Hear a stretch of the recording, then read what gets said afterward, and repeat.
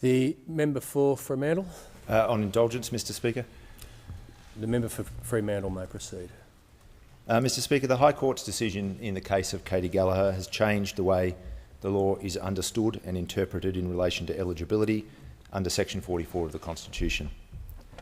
Until today's decision, the reasonable steps test had been accepted for more than 25 years in this country. It continues to be the basis of the Australian Electoral Commission's advice to candidates in the current Candidates Handbook, and it was the guidance I followed when I nominated in 2016. The new interpretation of the law means the question of whether a person took all reasonable steps to renounce foreign citizenship simply doesn't exist, at least for dual Australian-British citizens. Irrespective of any administrative delay in the process, which can be considerable, is generally between 2 and 4 months. Under the new interpretation of any prospective candidate must have their British citizenship deregistered before the close of nominations. In my case, that was effectively impossible.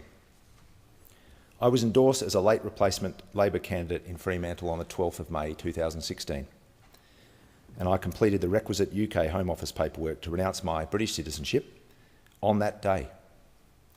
I mailed the renunciation form and attached documents the following day, Friday the 13th. Not particularly lucky, as it turned out, using express registered post.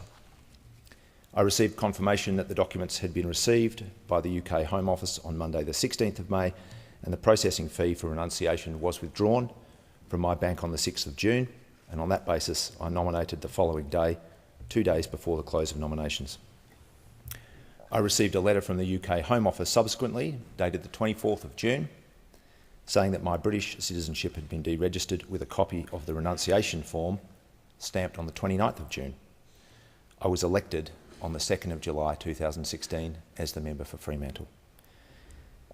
This has been a difficult process. The people in my electorate have been good-humoured about it.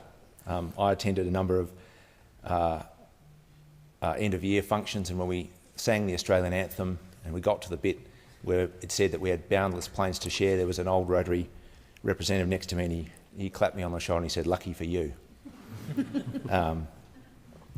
I have not served a single day. I have not served a single day as the member for Fremantle and as a member of this place as anything other than an Australian citizen. For what it's worth, I was born in London when my parents were on a working holiday. My mum was expecting me when they left Australia to travel to the UK, and I returned home with them at the age of 1 after we've travelled around Europe in a combi van for 6 months, as you do. Both my parents were born in Australia. My great-great-grandfather came to Fremantle as a convict in the 1860s. He had 13 children. It's a pretty big family tree. I think it's right to say that he is Geoff Gallop's great-grandfather. I've never lived in the UK. I've only been there twice, in 1998 and 2012 for a few weeks each time. In any case, the High Court's new interpretation of the law has changed, and I respect that ruling.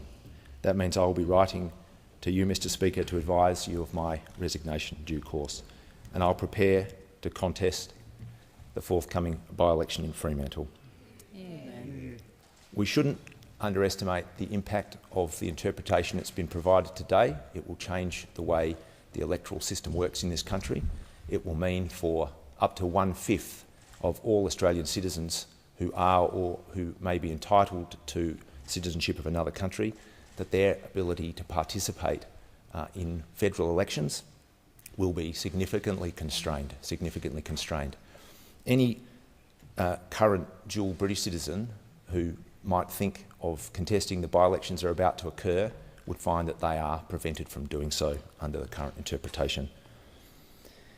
But, as I said in my first speech, I cannot imagine a more meaningful kind of work to do than to represent the community where I've lived virtually all my life.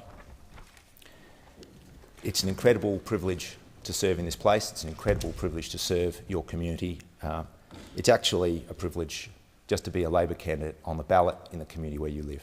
And every opportunity I'm given to ask the people of Fremantle to trust me with that responsibility of being their representative in the National Parliament is an opportunity I relish. I was looking forward to doing it in the general election.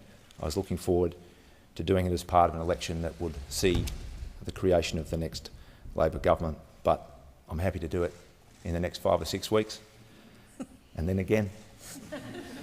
And I'm looking forward to once again seeking that trust and responsibility over those weeks.